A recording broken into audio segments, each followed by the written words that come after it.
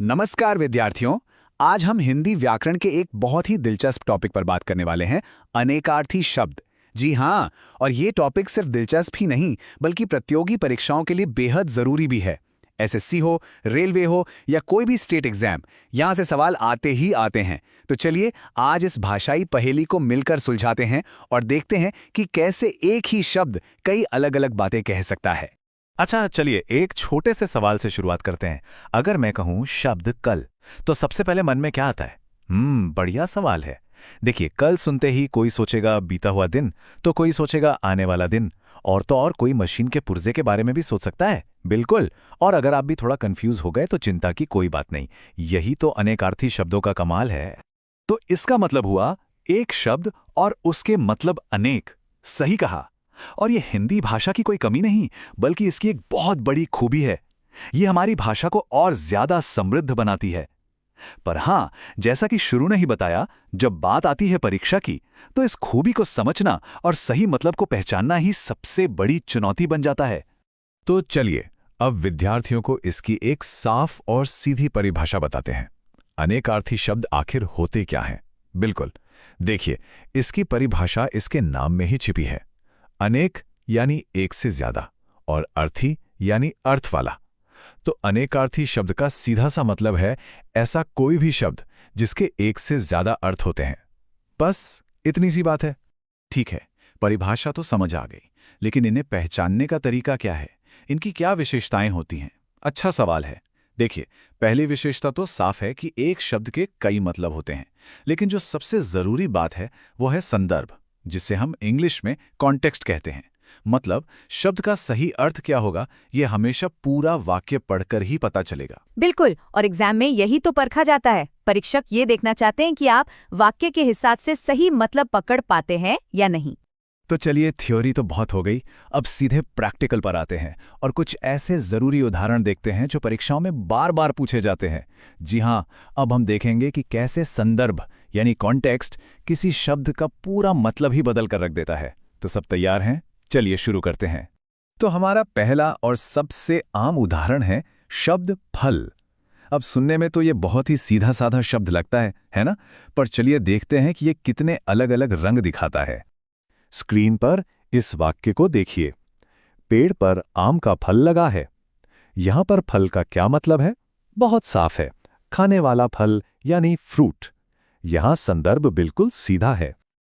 लेकिन अब देखिए असली जादू।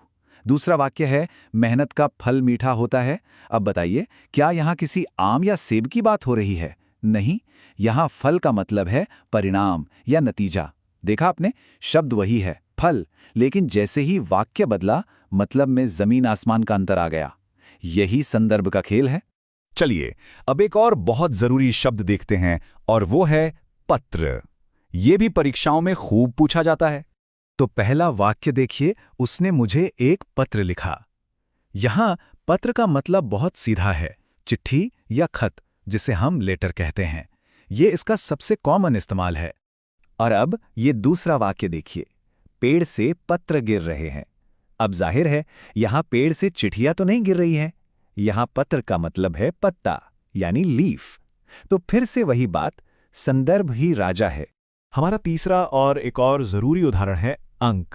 इसके भी कम से कम दो ऐसे अर्थ हैं जो बिल्कुल अलग हैं और अक्सर परीक्षा में पूछे जाते हैं। जैसे इस वाक्य में, परीक्षा में मुझे 80 अंक मिले। यहां अंक का मतलब है नंबर या मार्क्स। ये तो हम सभी जानते हैं।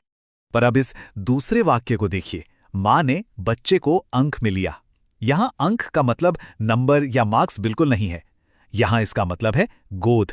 जी, कितना सुंदर और भावनात्मक अर्थ है ना? एक ही शब्द के दो कितने अलग अलग पहलू हैं। अच्छा, एक सवाल है जो अक्सर विद्यार्थियों के मन में आता है, और वो ये कि अनेकार्थी और पर्यायवाची शब्दों में आखिर अंतर क्या है? ये सुनने में एक जैसे लगते हैं पर है नहीं। बिल्कुल सही सवाल है। ये कंफ्यूजन बहुत कॉमन है। तो चलिए आज इसे हमेशा के लिए दूर ही कर देते हैं। देखिए, इसे एक बहुत आसान तरीके से समझते हैं। अनेकार्थी शब्द का मतलब है एक शरीर कई रूप। मतलब शब्द तो एक ही है, जैसे पत्र, पर उसका एक रूप चिट्ठी है तो दूसरा रूप पत्ता है। और वहीं दूसरी तरफ पर्यायवाची शब्द का मतलब है एक ही आत्मा कई शरीर। मतलब अर्थ तो एक ही है, जैसे सूर्य, पर उसे बुलाने के लिए कई अलग-अलग शब्द हैं। रवि, भानु, दिनकर। बस ये छोटा सा फर्क अगर आपने याद रख लिया तो परीक्षा में कभी गलती नहीं होगी। तो कॉन्सेप्ट तो अब बिल्कुल साफ हो गया है। तो अब बारी है उस स्मार्ट ट्रिक की जो हमारे विद्यार्थियों को परीक्षा में दूसरों से एक कदम आगे रखेगी। बिल्कुल, तो स्क्रीन पर ध्यान से देखिए। ये जो 6 शब्द आपको दिख रहे हैं, फल, पत्र, कल, अंक, पद और हार, इन्हें अपने दिमाग में एकदम बैठा लीजिए। अब आप पूछेंगे क्यों? क्योंकि अगर आप पिछले सालों के पेपर उठाकर देखेंगे तो आपको पता चलेगा कि ये वो शब्द हैं जो बार बार लगभग हर परीक्षा में पूछे जाते हैं। सही कहा। तो इन शब्दों को याद रखना सिर्फ मेहनत नहीं, ये स्मार्ट वर्क है। इन कुछ शब्दों पर अच्छी पकड़ बनाकर आप इस टॉपिक के एक बड़े हिस्से को कवर कर सकते हैं। तो अब आप ये जान चुके हैं कि अनेकार्थी शब्द क्या होते हैं और उन्हें कैसे पहचानना है। तो अब सवाल ये है कि अगली बार जब आप इन शब्दों को किसी वाक्य में देखेंगे तो क्या आप उनका सही मतलब पहचान पाएंगे? याद रखिएगा, सवाल ये नहीं है कि शब्द क्या है, असली सवाल ये है कि वाक्य क्या कह रहा है। जवाब हमेशा आपको वाक्य के संदर्भ में ही मिलेगा, आपको बस उसे पहचानने की नज़र चाहिए। अगर आपको ये सत्र अच्छा लगा तो इसे शेयर करें और अपनी पढ़ाई जारी रखें। धन्यवाद विद्यार्थियों।